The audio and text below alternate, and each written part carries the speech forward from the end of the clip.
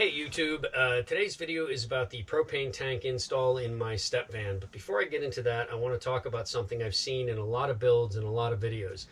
I know a lot of people are putting their propane tanks inside of their vehicle and inside their living space. I would highly recommend against doing this for a number of reasons.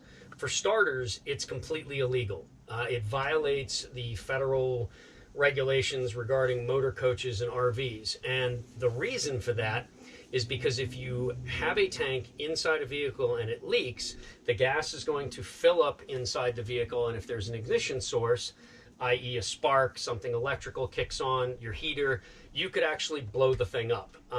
Propane is actually heavier than air, which is why your propane detector should be located about 6 inches off the floor, because the propane will lay low in your vehicle. I've seen a few videos where guys have put them in cabinets inside and then drilled holes through the floor, which would help alleviate the issue. If the gas leaked out, it would drop out the bottom of the vehicle and dissipate. The problem is it's still in the vehicle and some of that gas can still get inside. Technically, by code and by law, the propane tank has to be not accessible from the inside. So you would have a door on the side of your vehicle that you could open to access your propane tank. In my particular case, I have a lot of room underneath the step van, and I was able to pick up a used RV tank that's a horizontal mount that's designed to be bolted underneath the vehicle. So I took that old tank over to a shop. I spent a couple $100. I had them replace all of the valves and the shutoff and everything else. They couldn't replace the gauge because apparently the gauges have changed in sizes and there was no easy way to do that. But they changed everything else out. If you're going to use an older tank, I would suggest taking it into a place, having it pressure checked, having all the valves swapped out. It's worth the money for the peace of mind. Another thing to keep in mind, horizontal tanks have to be used horizontally, vertical tanks have to be used vertically. You cannot take a vertical tank and turn it on its side and mount it that way and use it. The reason being that there is a pickup tube in a horizontal tank that comes out and up, because for propane appliances, you want to use the propane gas in its gaseous form. So that pickup tube will come up and raise to the top of the tank. If you take a horizontal tank, which pulls the gas off the top, and tip it on its side, you will now have liquid propane going into the valve, and your appliances don't work on liquid propane. This is also something to keep in mind if you're dealing with something like a old forklift tank, because forklifts and engines that run on propane are running on the liquid propane. They're not running on the gas. So something to keep in mind. I'm using a wooden template I made in order to drill the mounting holes for the propane tank. Sorry about the weird angle. It was tough getting a camera under here. Anyways, I find using a long, skinny, small bit to make the pilot holes from underneath, and then I'll go above. I don't like drilling underneath stuff because you end up dousing yourself in hot metal shavings, which is never fun. And so here we are inside the step van, and now I'm making those holes a little bit larger, going up a size, just to widen them out and make sure that they line up pretty good. Okay guys, I'm back at a point where I have to actually drill using this drill. I don't like this drill. I've nicknamed this drill the wrist breaker. It's actually a really good drill, and it's got a shit ton of torque. The problem is that it has so much torque that if it binds on something, it'll twist. That's why if you're going to use a big drill, you always want to have the side handle on it, because even with this, I've had it rip out of my hands.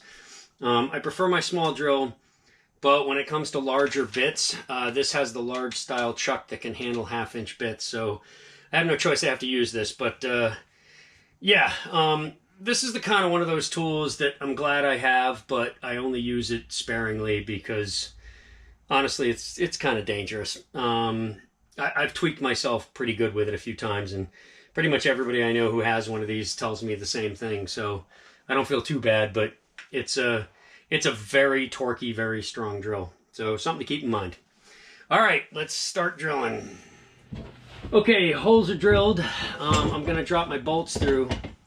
And because the propane tank weighs quite a bit, I made some washers. I know these are gigantic, it's total overkill, but it was scrap steel that we had at the shop, and it was what worked. So I'm going to drop these holes in now and then see how they line up underneath. So that's the next step.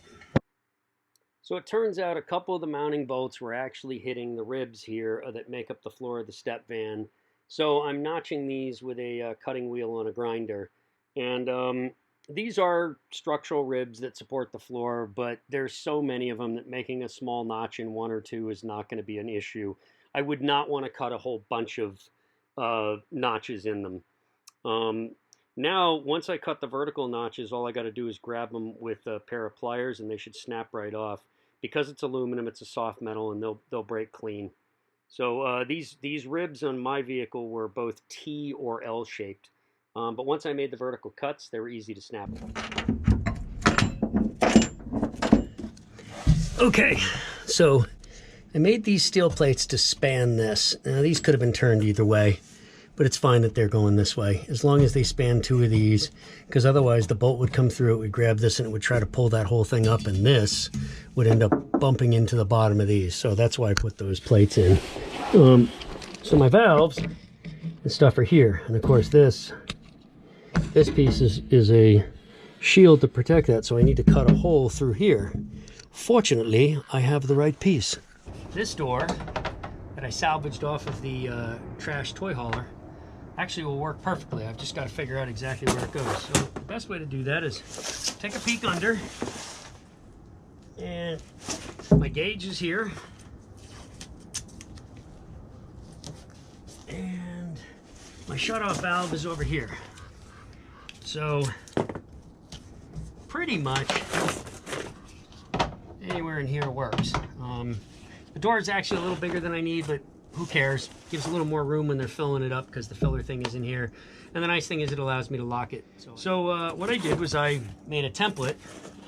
I traced the outline of this onto cardboard, and I'm going to place this on, draw a line, double check it, and then I'm going to cut it all out. So it's the same way you cut the holes for the roof and the windows.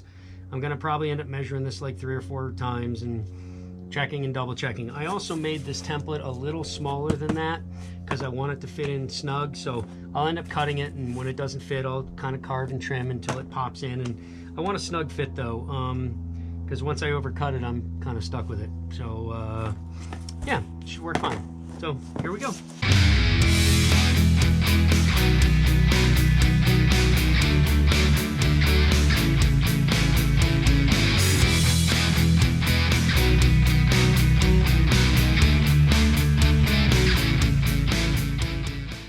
There we go.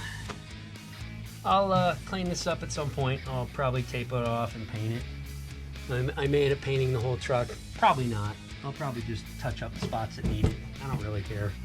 It's more about function than it is about form. But yeah, it's came out pretty good. There's a nice wide opening. You can get to the valve. You can get to the filler. There's enough room in here for that. And the gauge is right here. So yeah, this is good. I'm happy with it. All right, thanks for watching.